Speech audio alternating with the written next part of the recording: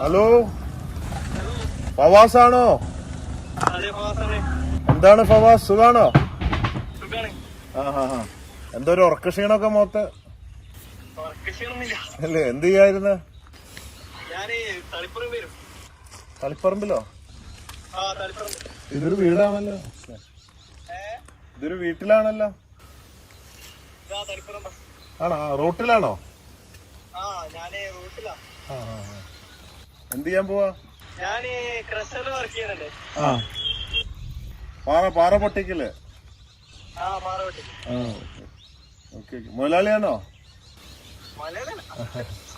കാശിനാവശ്യമുണ്ടോ? എങ്ങനെയുണ്ട് ശമ്പളമൊക്കെ? എങ്ങനെയുണ്ട്?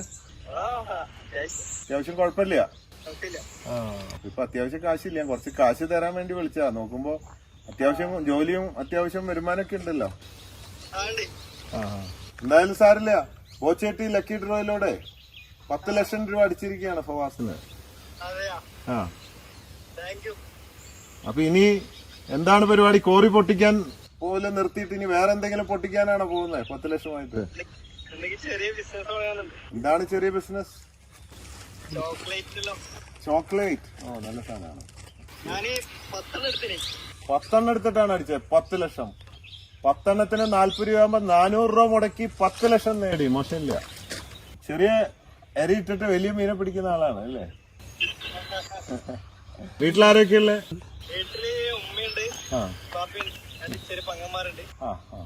എന്ത് ചെയ്യുന്നു അമ്മ? വാപ്പ എന്ത് ചെയ്യുന്നു? ഷോപ്പ് നടത്താണ്. എവിടുന്നാ ചായപ്പൊടി വാങ്ങിയത്? ഓൺലൈൻ പർച്ചേസ് ആണ്. ചായപ്പൊടി കിട്ടിയോ?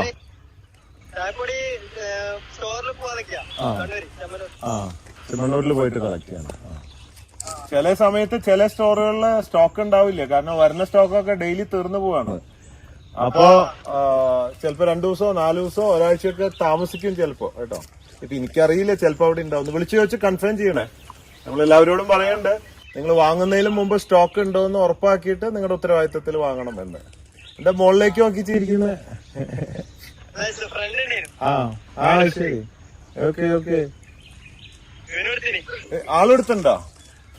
എത്ര? ഒന്നിച്ചാണ് എടുത്തേ? അപ്പൊ 5 അങ്ങോട്ട് പോവോ? പകുതി കട്ടക്ക് ഇട്ടിട്ടാണോ എടുത്തിട്ടുള്ളത്?